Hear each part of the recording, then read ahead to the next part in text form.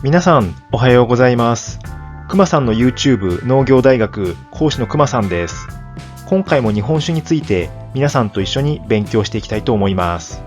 前回は私くまさんが選ぶ日本酒において最も重要な純米酒と吟醸酒についてご説明させていただきました。今回も日本酒において重要なキーワードを2つご紹介させていただきたいと思っています。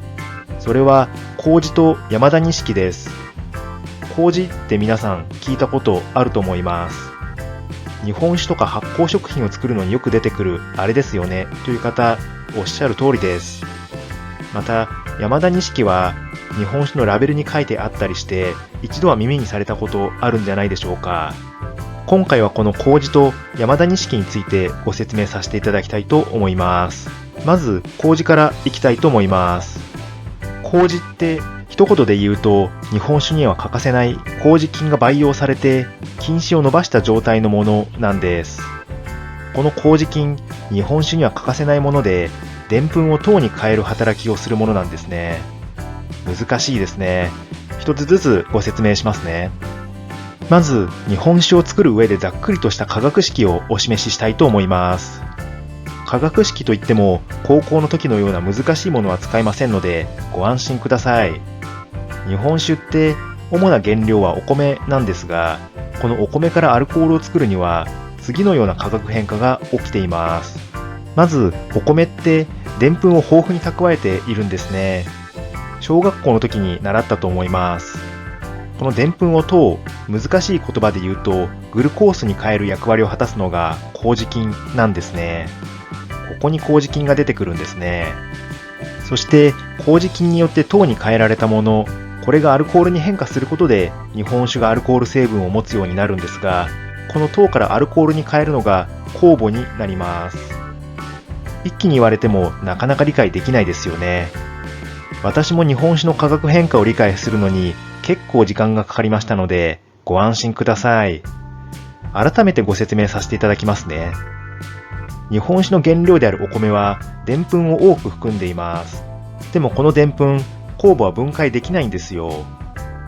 ワインだとブドウの中に糖がたくさん含まれていますので、そのまま酵母の力によってアルコールが生成されるわけなんですが、お米からアルコールを作ろうとするともう一段階、つまりでんぷんから糖に変える化学変化が必要なんです。この化学変化を引き起こすのが麹菌なんです。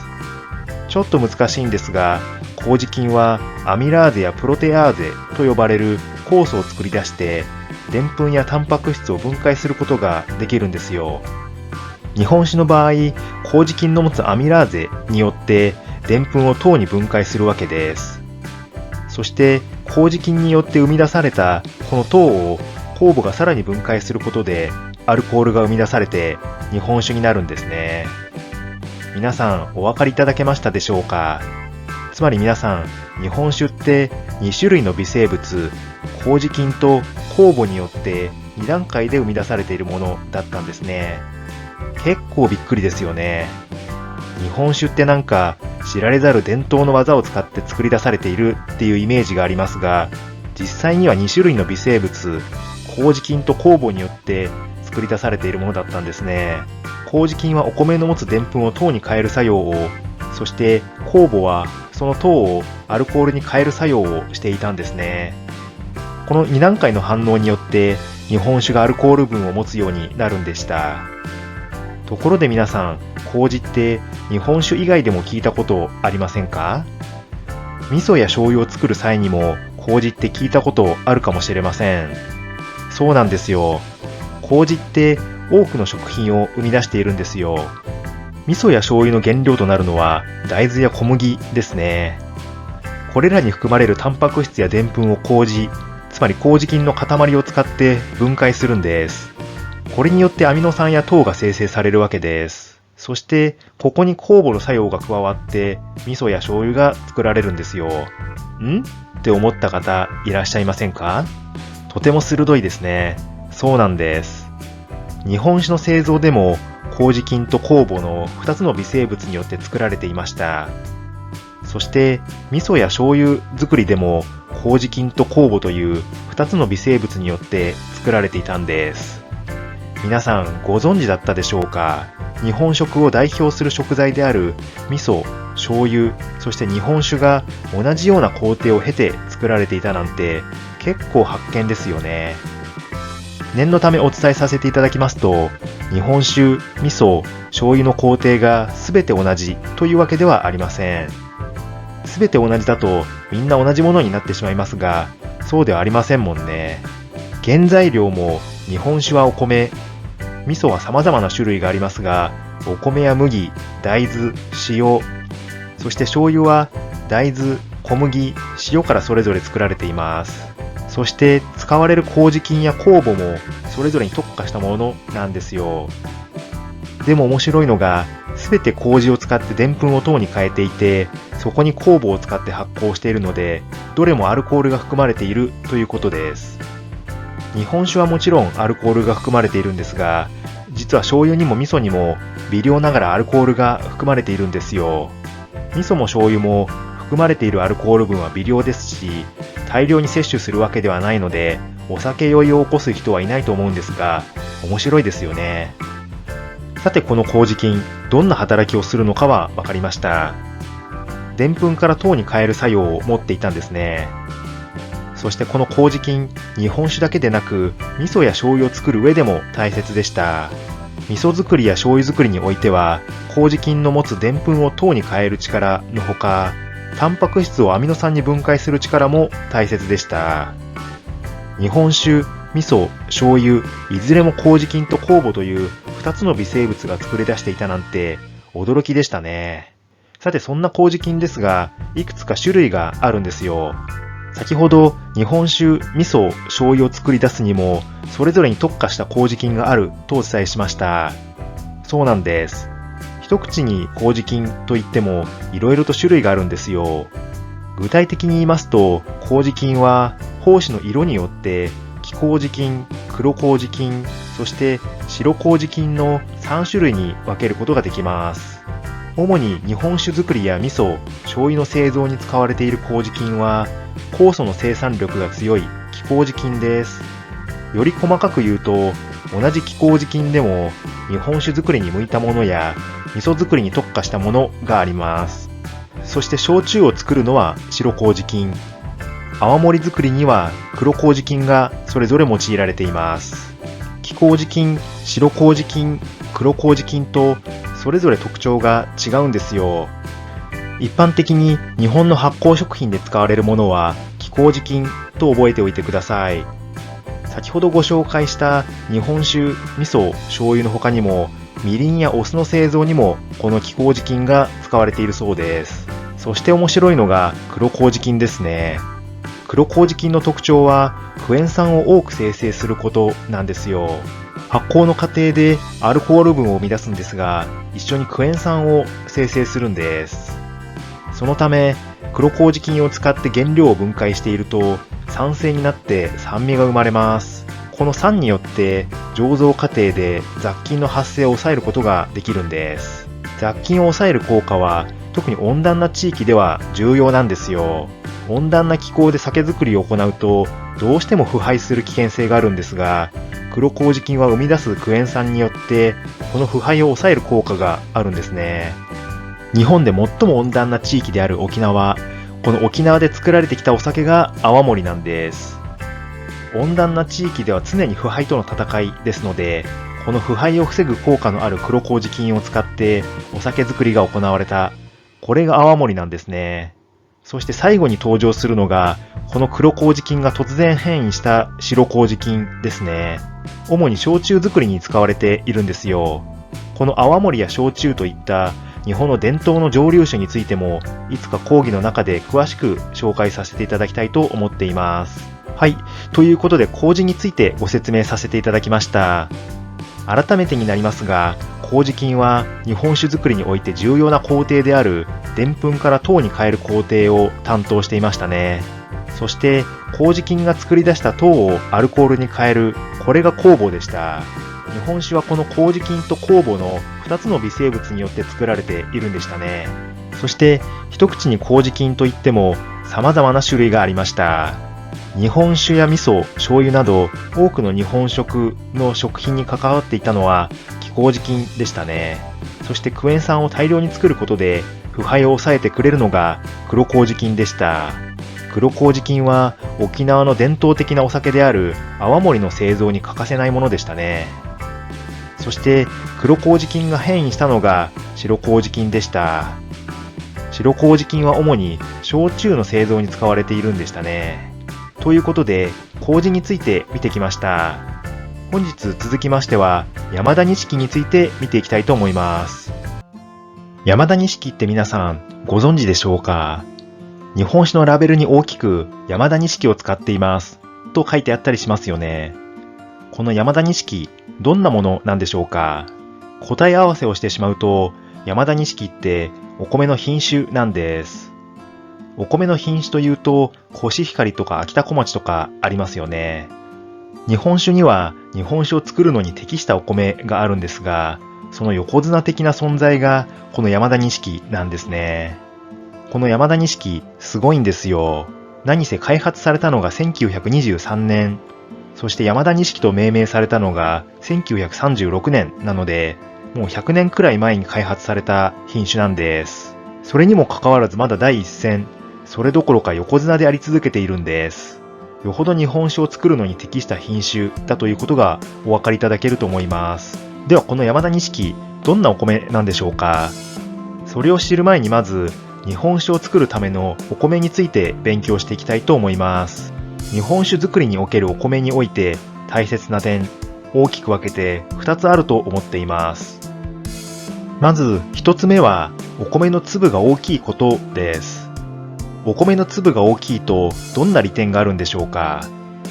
それは雑味を抑えることができるんです。お米の粒って表面にタンパク質やビタミンが多く集中しているんですよ。でもこのタンパク質やビタミン、日本酒作りにおいては雑味を生む元となってしまうんです。そのため日本酒を作る際にはお米の表面にあるタンパク質やビタミンが多い層、これを削っているんですね。お米を削るっていうと、以前お話しした吟醸酒や大吟醸酒がありましたね。吟醸酒ではお米の表面の 40% 以上、大吟醸酒では 50% 以上を削っています。そこまでいかなくとも、多くの日本酒では雑味を抑えるため表面を削っているんです。お米を削る、だからこそお米の粒が大きい方がいいということなんですよ。お米の粒が小さいと、お米を研磨した際に割れてしまって粒が不揃いになってしまうため、削りたいお米の表面が削れなかったりします。そのため品質が安定しないんですよ。つまりお米の粒が大きいと、お米の粒の表面に集中しているタンパク質やビタミンを削ることが簡単になるため、安定した品質の日本酒を作ることができるんです。そしてここで山田錦に戻ってくるんですが、山田錦、とてもお米の粒が大きいんですよ。山田錦はお米の粒が大きいため、お米を削った際にこのタンパク質やビタミンが多く含まれている表面の層を削り取りやすいんです。そしてさらにいいことに、山田錦は他のお米に比べてもともとタンパク質など日本酒の雑味となる成分が少ないという特徴もあるんです。そのため安定した品質の日本酒を作ることができる。だからこそ山田錦が好まれるんです。そして日本酒作りに使われるお米において大切な点の2点目は、麹菌が活躍しやすい場を提供するという点です。麹菌出てきましたね。先ほど麹菌はでんぷんを糖に変えるための微生物だとお伝えしました。この麹菌、十分に活躍するためには麹菌が菌糸を十分に伸ばす必要があるんですよ。そしてこの菌糸の伸長を助けるのが日本酒作りに用いられているお米の多くに存在している心白というものです。心白とはお米の粒の中に白く濁って見える部分のことで、この部分は小さな隙間がたくさんあるため、この部分は濁って見えるんですよ。この小さな隙間がたくさんあるということ、これがとても大切なんですよ。なぜならこの隙間に麹菌の菌糸が入り込んで十分に菌糸を伸ばすからなんです。そして山田錦に戻ってきますと、この山田錦の特徴の一つとして、この心白がとても大きいんですよ。麹菌の菌糸がお米の内部まで入り込んで、菌糸がしっかりと伸びる。これによって麹菌が十分に酵素を生産する環境を作ることができる。そうした点でも山田錦は優れた品種なんです。この心拍、難しいんですよ。何が難しいかというと、心拍が大きければ大きいほどいいかというと、そうでもないんです。心拍が大きすぎると、今度はお米を削った時に割れやすくなってしまいます。お米が割れると、日本酒の品質が下がってしまうとお伝えしましたが、お米の強度を維持しながらも、小さな隙間がたくさんある心拍を含んでいる、このバランスが取れたのが山田錦だったんですよ。日本酒作りにおいて大切な2つのポイント、いかがだったでしょうか。まずお米の粒が大きいことが大切でしたね。粒の表面に多いタンパク質など、日本酒の雑味となってしまう成分を削り取りやすくするため、お米の粒は大きいことが望まれていました。そして山田錦はとても粒が大きいお米なんですね。そして2つ目のポイントは、小さな隙間がたくさんある心拍がバランスよく大きいことが大切でしたね。日本酒作りは麹菌が活発に活動する必要がありますが、そのためにはお米の心拍という部分がとても大切でした。でもこの心拍大きすぎると、お米の研磨の時にお米が割れてしまうため、適度に大きいことが求められているんでしたね。もちろんですね、日本酒はお米を主な原料としているため、山田錦が長年使われてきた理由には、お米の味も大きく影響しています。山田錦を使った日本酒は香り高く、繊細で、そして綺麗な味になると言われています。こうした特徴を総合して山田錦が優れていたため、日本酒作りにおいて長年利用され続けているんですね。ちなみに山田錦以外にも日本酒作りに利用されるお米たくさんあります。その中でも山田錦と並んで人気なのが500万石という品種ですね。500万石は山田錦と同様、お米の粒が大きいという特徴があります。お米を磨いた際にややお米が割れやすいという欠点はあるものの、癖のないすっきりした味わいの日本酒、つまり淡麗辛口になるとも言われているんです。この500万石、新潟県でたくさん栽培されているので、新潟の日本酒にはこの500万石が使用されることが多いんですよ。新潟県の日本酒イコール淡麗辛口という印象をお持ちの方もいらっしゃるかもしれませんが、この500万石が大きく影響しているんですね。日本酒って主な原料はお米と米麹と酵母と水、この4つだけですからね。それだけお米が日本酒作りに与える影響は大きいんですね。今度日本酒を飲まれる際には、このお米の違いについても意識されると面白いかもしれません。はい。というわけで本日は、麹と山田錦というキーワードを見てきました。面白かったですね。まず麹、どういうものだったでしょうか。でんぷんを糖に変える微生物である麹菌をたくさん含んだものでしたね。日本酒はお米に含まれているでんぷんを糖に変えて、この糖をアルコールに変えるという2段階のプロセスを経て作られる飲み物でした。このうち、でんぷんを糖に変えるのが麹菌、そして糖をアルコールに変えるのが酵母でしたね。そして山田錦についても勉強してきました。日本酒作りに適したお米の中でも横綱的な存在、それが山田錦でした。日本酒作りにおいてお米には2つ求められることがありました。1つ目は表面のタンパク質などを含む層を削っても砕けないほどお米の粒が大きいこと、そして2つ目は麹菌が活動するための小さな隙間である心拍をバランスよく持っていることでしたね。そして山田錦はこの2つのポイントをクリアしていたため、100年近くにもわたって横綱であり続けている、そんなお米でした。山田錦で作られる日本酒は香り高く、繊細で、そして綺麗な味になります。もう一つ有名なお米である500万石で作る日本酒は、すっきりした日本酒になるのと違いがありましたね。というわけで皆さん、いかがだったでしょうか。今回も面白かったですね。私は個人的には山田錦がなんでこれだけ日本酒作りにおいて支持されているのか改めて知ることができました。皆さんもぜひ今回の講義をベースにして日本酒調べてみてください。専門用語が多すぎてこれまで調べようとは思わなかったという方もいらっしゃるかもしれません。でもこれまでの2回の講義で学んだことを踏まえて調べるとスッと理解できると思います。そして、日本酒って面白いな、学ぶって楽しいなと思ってもらえれば、私自身とても嬉しいです。最後になりますが、今回の動画がいいなと思ったら高評価、チャンネル登録をどうぞよろしくお願いいたします。次回は日本酒の歴史や文化について学んでいきますので、次回もまた一緒に楽しく勉強していきましょう。それではまた。